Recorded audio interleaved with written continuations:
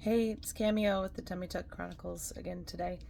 I thought maybe I'd go over each piece of it. So today I was going to talk about food.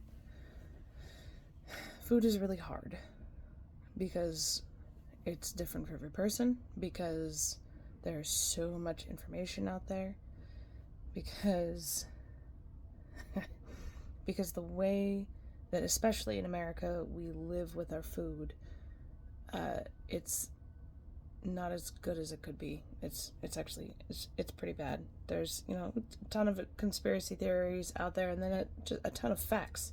They're just like, yeah, this isn't good, and yet we continue to do it because it's what we know.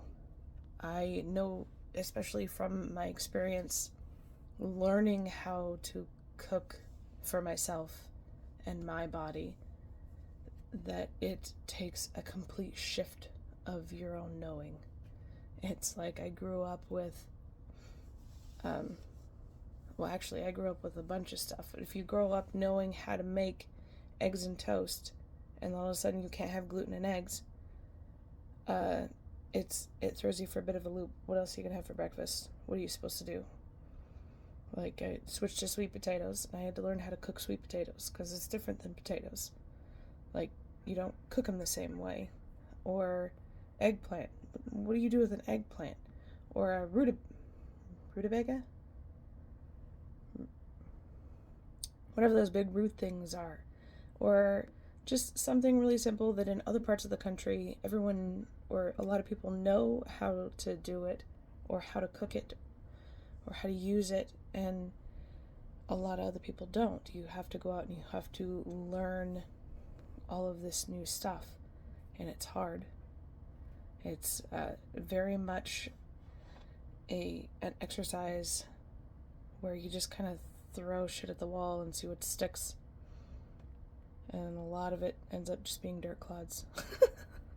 So just keep throwing and seeing what your being and awareness can handle, and what it wants to handle is a big one. That whole honoring the body thing again. It's with my nausea and everything like that, it's hard for me to say yes or no to any food, because one day it might be, yeah, this is great, and then the next day it's no, not at all. So that particular question has been really hard for me in particular. I tend to stick to cooked vegetables and proteins. That's what I've talked to my doctor about. That's what works for the most part. There are some little recipes that I've learned throughout the years that really help when I'm going through a particular hard time, like congee, which is just really cooked rice. You just take like a cup of rice to 7 cups of water, and you just cook it, and it turns into this like jelly-like thing, but it's really easy on your system, and it just really helps. I usually do it with bone broth instead of just water, or just add a little bit of bone broth in there just to get some protein and other nutrients in there.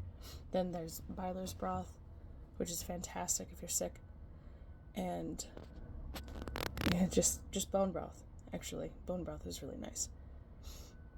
Those 3, I think, got me through some of the harder parts. Like, at one point I was getting esophageal spasms, where my esophageal lining was so inflamed that I couldn't eat anything without it starting to contract, and it felt like I was having a heart attack. I went into the hospital. I was like, what's going on? Just like, your tissues are attacking you. Yay! So that was interesting. Other than that, it really is kind of your own journey. I have one friend who taught me that eating a fat, she's gonna get mad at me because I can't remember if it was a fat or protein, or maybe it was both, before you have any sugars, can actually help you negate some of the negative aspects of putting sugars into your system. There's just so much information out there. You really have to look into each one. If you want any particular information, I can throw some of that stuff out there, but that's kind of been my food journeys. It's ever changing. It's evolving, and I am continuing to learn. I started cooking, meal prepping with my family, which sometimes is fun and sometimes is a complete pain in the tuchus, and we end up eating out a lot more that week. But you keep trying, you keep turning back to it. I was actually just talking to my eldest about this yesterday.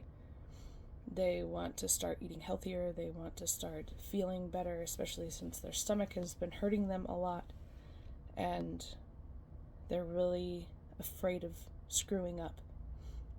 And I think that's probably one thing that we all kind of fear when doing stuff like this is, oh, I'm going to screw it up, and then we just fall right off of it.